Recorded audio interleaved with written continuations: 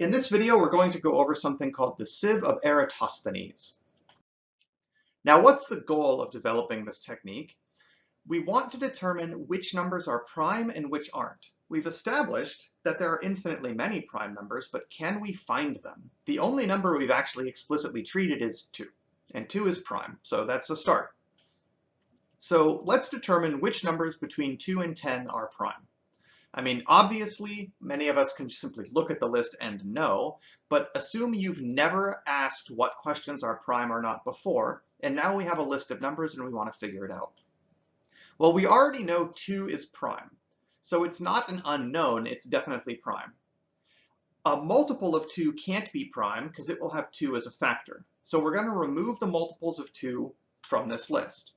Okay, so 2 is prime. But any multiple of 2 isn't because it has a factor in between 1 and itself. It has a factor of 2. So the only numbers that are left being unknown are 3, 5, 7, and 9. So which of those are prime?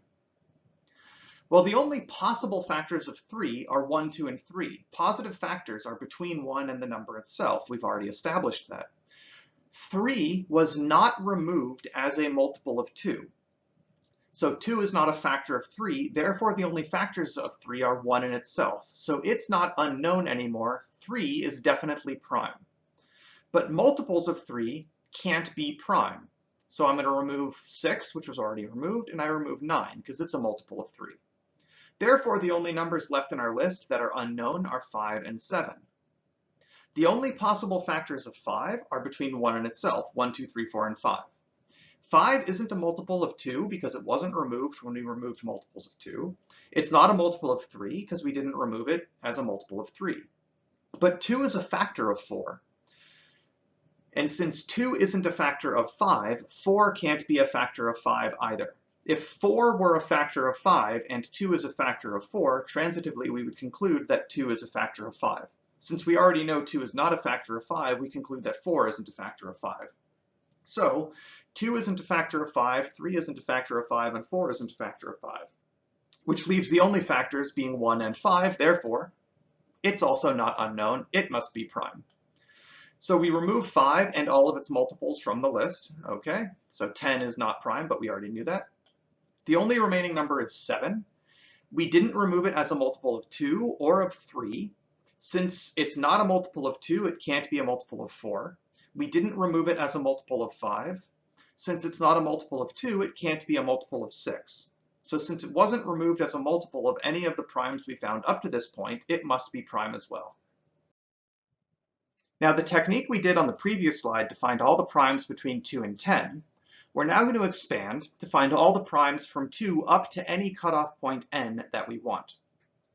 The technique is called the Sieve of Eratosthenes, and it just worked like we did. Remove all multiples of 2, then ask what's the smallest number left. It must be prime. Remove all of its multiples. What's the smallest number left? Remove all of its multiples, and so forth and so forth.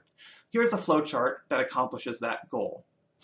Let's take a look and see how it works. Well, we start, of course, we input n. N represents our cutoff point. We're going to find all the primes up to and including n. The first thing we do is we declare our set U of unknowns. Everything from 2 to n starts off as unknown. We do not know if it is prime or not. Next, we declare P to be the set of primes, and it starts off as empty. At the beginning of this procedure, we don't know if any numbers are prime. I and 1 are temporary placeholders, and we'll see what they're used for in a minute. Okay, so U is a set of unknowns that we don't know if they're prime or not. P is the set of known primes. This check here asks if U is empty, and at the beginning of this algorithm, it's definitely not. It contains all the numbers from 2 to n. So we're going to follow this false arrow, and then what happens? The smallest unknown number is stored as the value P. Then I take the set of primes and I union it with that new number, and I store that as the set of primes. So these two steps together, what they do is they take the smallest number in the list of unknowns and say that is definitely a prime number.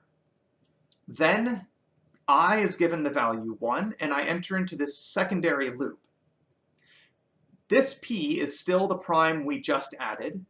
What we do is I ask, is I times p, and at first that's just p, is that bigger than the largest element in U? If not, remove that multiple of p from the list of unknowns. It's definitely not prime. It's a multiple of p. So remove it from the list of unknowns and increase your counter by 1, which means you're going to look at the next multiple of p.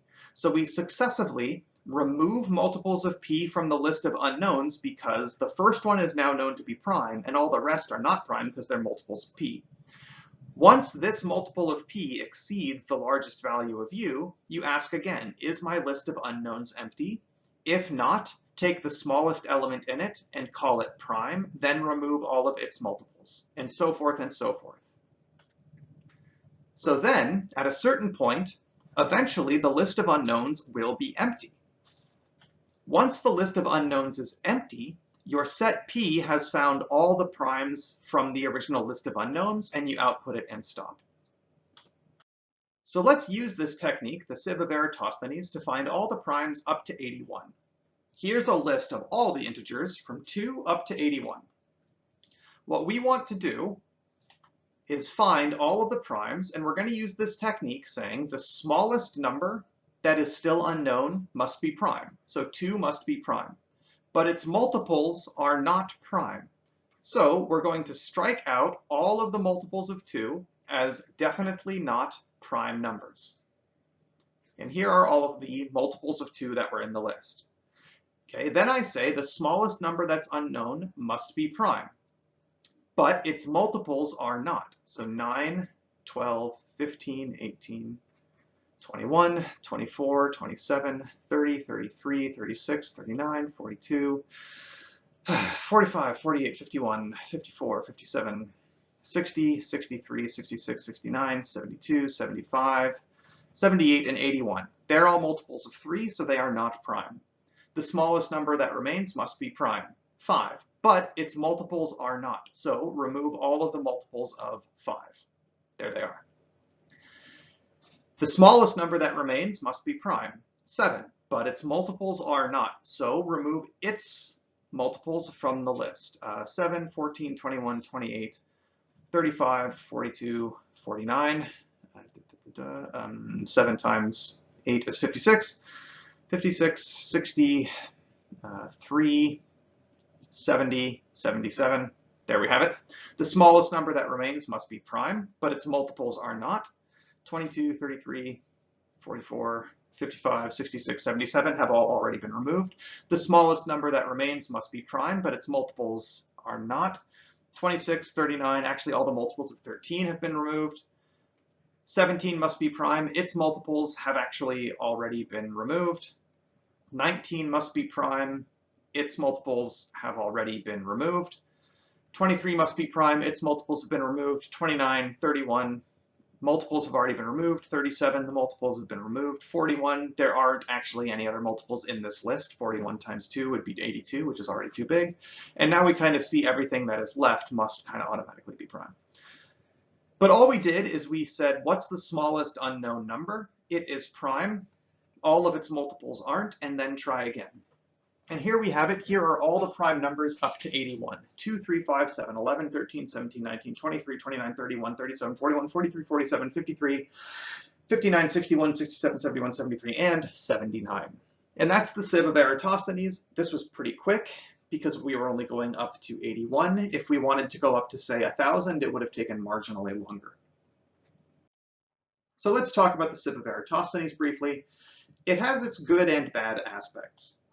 It's a reasonably effective way to generate all the primes up to n. So if you really need to have all the primes up to 1,000,000, well, first of all, you could just look that up online. But if you wanted to do it yourself, this is a pretty good way of doing it. It's pretty easy to execute and to understand how it works. That's really its main benefit.